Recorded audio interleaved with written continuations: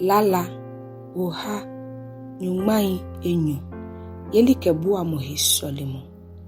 Mi fimo le mlin le mi bomiche Yehowa, koni ebomi toi. Mi ke ake au Yehowa, heremo mi yiwala keje amale loi, ke shishu loi ade. Bo shishu lo, mini Yehowa ba ahambu, ni mini huwe ba afe fatahi ihambu.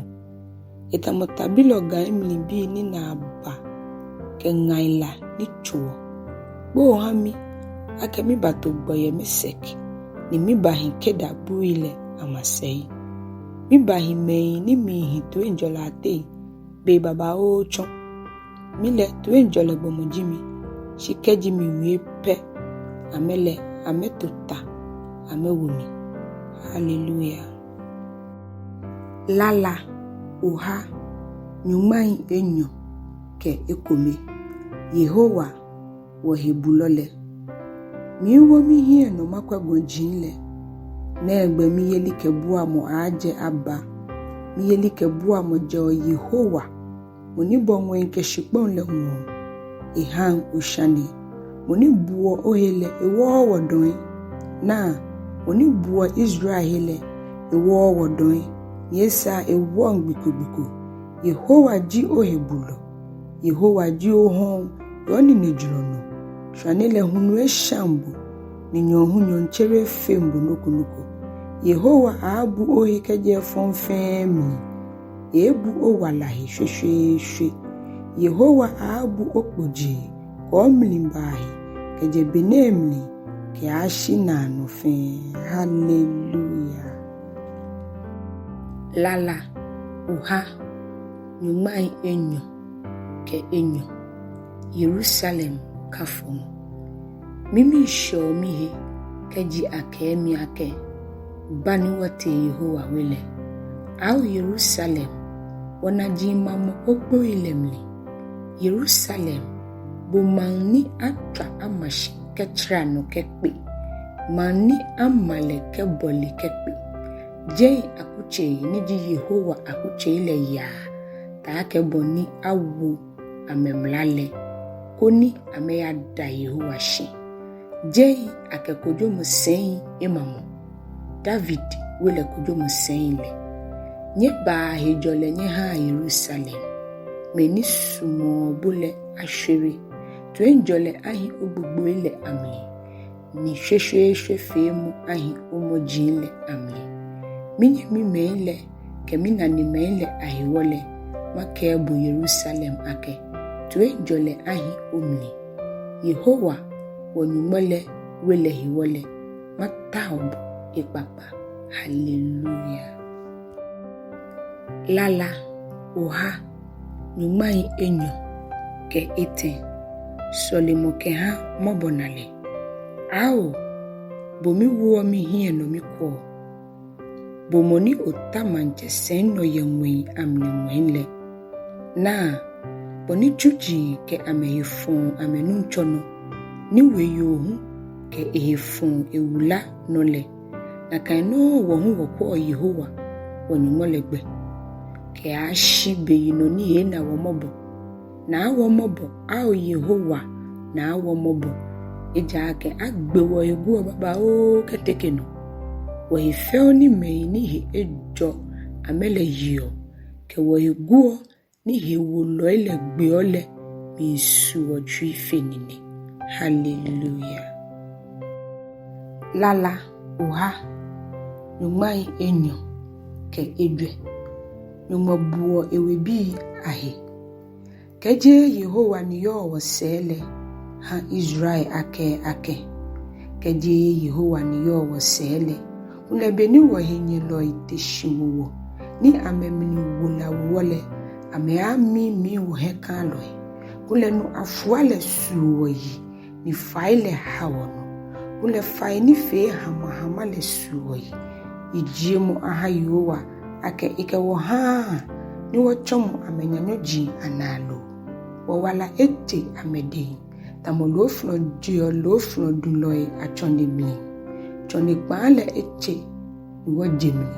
Wayeli kebua mo ye Yehowa. Muni bonwe ke shikbon nete. Hallelujah.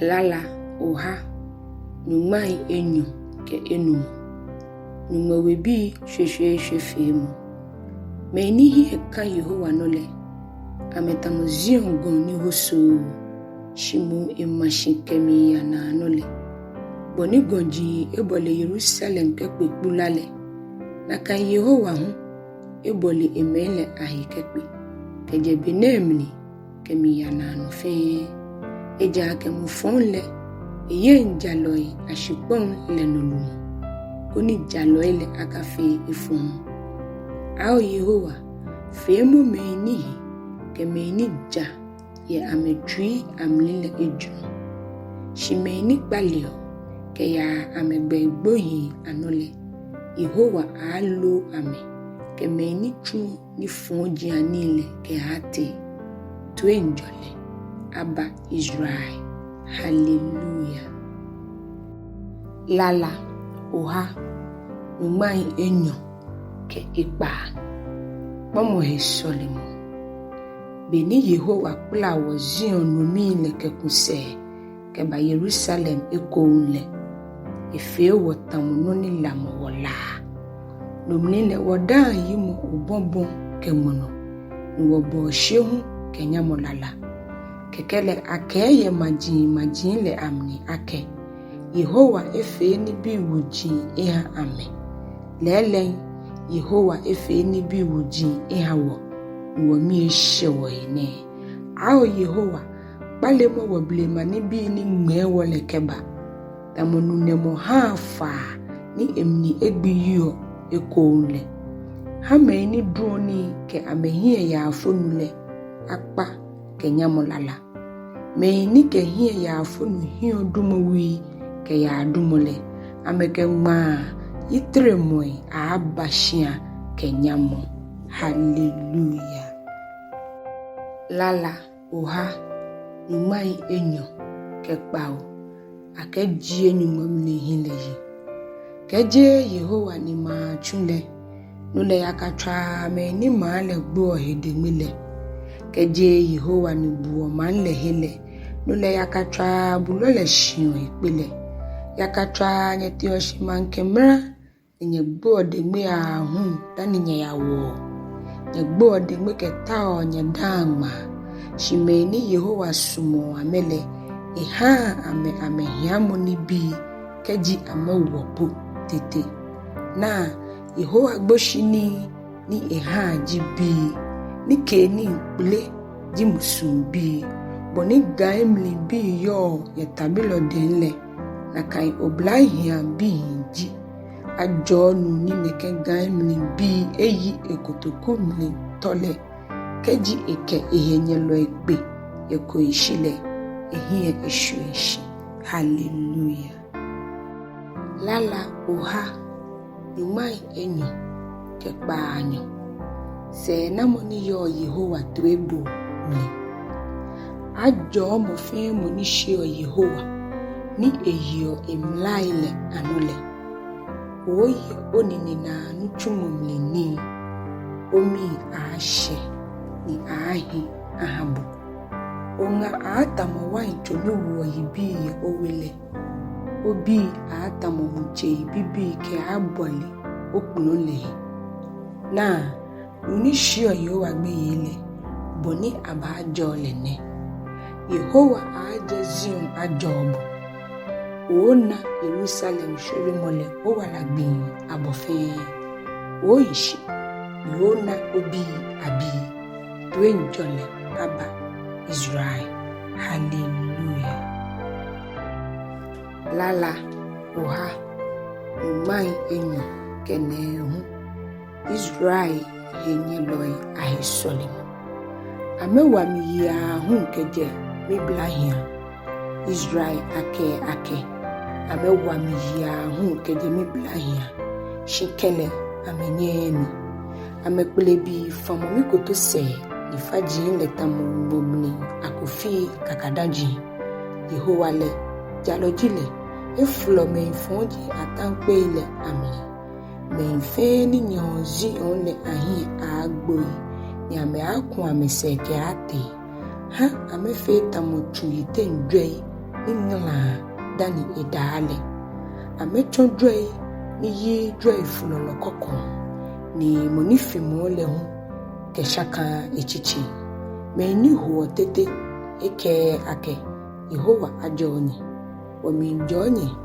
Yehowa gbei ni hallelujah lala oha kenyumai ite Yehowa de yelike bua mo hisolimo au Yehowa bukonkon le mi blo mi chobu kejone nuncho bomi gbentue ka otue oha mi gbe ni mi ke pa bu faile au Yehowa keji oke o diwoni shani le asele nuncho na mopo aanu eye shibode eshai fayo oni afeni ashebugbe mi nkwa Yehowa gbe isusuma mi nkwa Yehowa gbe ye wie mo le no mi yeka isusuma mi me Yehowa fe boni bulo eme o je cherimo amen fe boni bulo eme o je cherimo ao Israel mo yo fo Yehowa no eja ke Yehowa de so mo ni chake yo ni ede pomo ni fayo le ye po Israel ke aje enisha ni le femi hallelujah.